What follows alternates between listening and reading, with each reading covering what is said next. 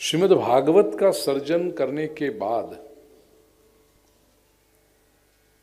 महर्षि व्यास के मन में एक विचार शुरू हुआ जो अभी तक नहीं हुआ था उनके जीवन में कभी। उन्होंने सोचा, इतने सुंदर ग्रंथ की रचना तो की मैंने, अब मेरी तो आयु बढ़ गई है, वृद्धावस्था आने लगी, इस ग्रंथ को समाज में ले कौन जाएगा, इस ग्रंथ का प्रचार कौन करेगा।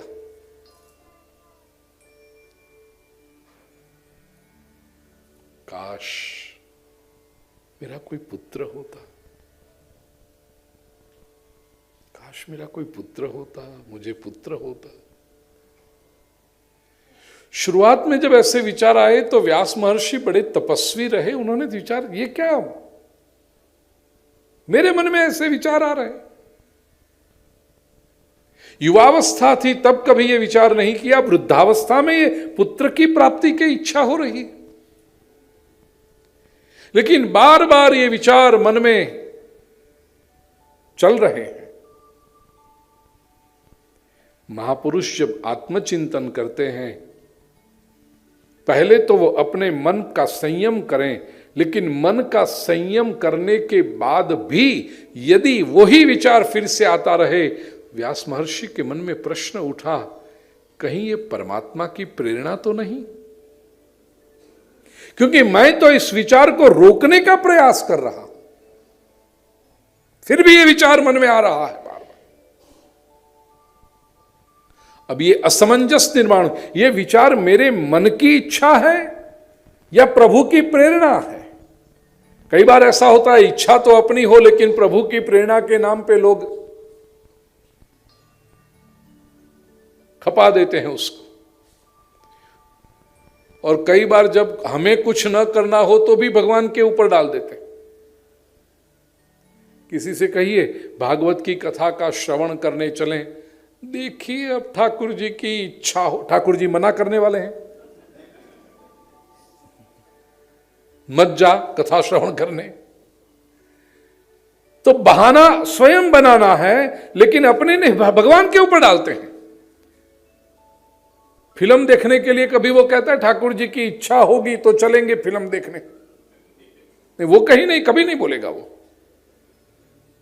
सुबह 10 बजे दफ्तर पहुंचना हो, दुकान खोलनी हो, वहां कहता है बैठे हैं, ठाकुर जी की इच्छा होगी तो खुल जाएगी दुकान। बाकी सब जगह पे अपनी इच्छा, लेकिन भगवान का कुछ काम करना हो और न करना हो तो बहाना बनाने के लिए ठाकुर जी की इच्छा। मानव बड़ा चतुर है भाई,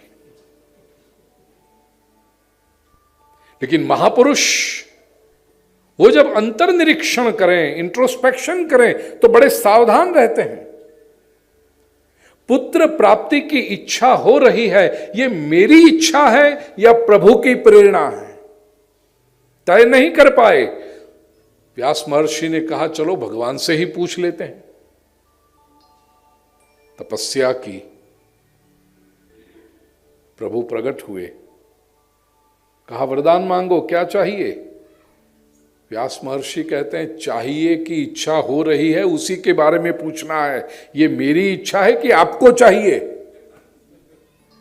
पुत्र प्राप्ति की इच्छा हो रही है मन में। भगवान कहते हैं ये दैवी प्रेरणा है। श्रीमद् भागवत जैसे ग्रंथ का सर्जन हुआ है, उसको सहस्राब्दियों तक समाज में ले जाने के लिए तुम्हें एक प्रभावी पुत्र की आवश्यकता है। व्यास जी कहते हैं संसार के बारे में कभी ऐसा सोचा नहीं, कैसे होगा पुत्र प्राप्त? भगवान शंकर ने कहा मैं अवतार लेकर के तुम्हारे वहां आऊंगा। द्वैपायनात् शुको जज्ञे भगवानेव शंकरः। महर्षि व्यास के वहां स्वयं भगवान शंकर ने, महादेव ने अवतार लिया है शुक स्वरूप में। भगवान विष्णु के अवतारों के बारे में तो हमें पता है, श्रीमद् भागवत में प्रभु के मुख्य 24 अवतार, उसमें भी 10 अवतार, दशावतार। लेकिन शिव जी के अवतारों के बारे में बहुत कम लोगों को पता है। इसके लिए शिव पुराण का अध्ययन करना चाहिए। द्वैपायना शुको जज्ञे भगवानेव शंकर। शिव जी के जो कुछ मुख्य मुख्य अवतार हैं, श्रीमद् भागवत में ही कथा प्रसंग आते हैं। दुर्वासा मुनि ये शिव जी के अवतार हैं। श्रीमद् आदि शंकराचार्य जी शिव जी के अवतार हैं। शुकदेव जी शिव जी के अवतार हैं।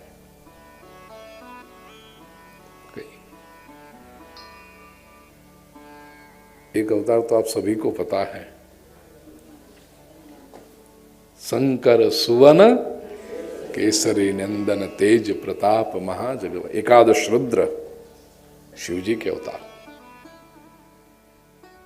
द्वैपायना शुको जज्ञे भगवान एव शंकर, ज्ञान के अवतार। अरणी माता के गर्भ में प्रवेश किया। सामान्य बालक 9 महीना गर्भावस्था के बाद 10वें महीने में जन्म ले लेता है। शुकदेव जी 16 वर्ष तक माता के गर्भ में रहे हैं। इस सृष्टि का एक चमत्कार है। जब भी कहा जाए कि प्रकट होइए, शुकदेव जी कहते हैं ये संसार की माया से भय लगता है। हम सब ये माया के पीछे इतने आकर्षित होकर के दौड़ते हैं, और शुकदेव जी जैसे ज्ञानी को संसार की माया से भय लगता है। आसक्ति निर्माण हो जाएगी। 16 वर्ष मां के गर्भ में रहने के बाद द्व्यष्ट वर्ष, श्रीमद् भागवत में लिखा है द्व्यष्ट अर्थात द्विअष्ट, 2 बार 8, 16 वर्ष तक रहे। और जैसे ही जन्म हुआ, नालच्छेदन हुआ, एम्बिलिकल कॉर्ड, माता के गर्भ से नालच्छेदन हुआ। इनका नालच्छेदन अभी नहीं हुआ है, लेकिन माता के गर्भ से जो नालच्छेदन हुआ, शेष नाल को अपने कंधे पर डालकर शुकदेव जी घर छोड़कर निकल पड़े। व्यास जी अभी तो बाहर प्रतीक्षा करते हैं दूसरे कक्ष में कि समाचार सुनाए जाएंगे। समाचार क्या सुने? अरणी देवी ने कहा पुत्र का जन्म हुआ। कहां है पुत्र? वो तो गया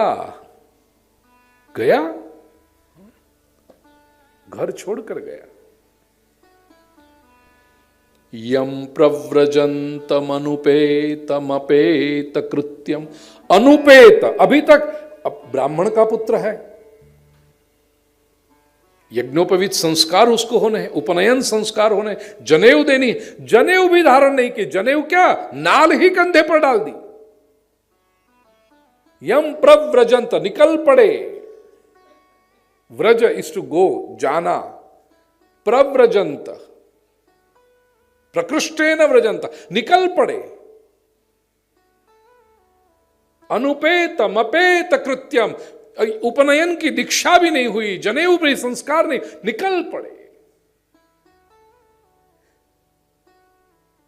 व्यास महर्षि ने जैसे ये सुना कि मेरा पुत्र चला है, दौड़े पीछे। द्वैपायनो विरह कातर आजुहाव। विरह से स्तब्ध होकर अंतःकरण कातर हो गया, निकले, पीछे पड़े। हे पुत्र, हे पुत्र। पुत्रेति तन्मयतया, हे पुत्र, हे पुत्र, पुकार करने लगे। पुत्र ने तो कुछ नहीं कहा। तरवोभिनेदुः, वृक्षों में से ध्वनि प्रकट हुई, पिताजी मैं कहीं नहीं गया, आप जाइए, मैं अपने ध्येय की ओर चल पड़ा।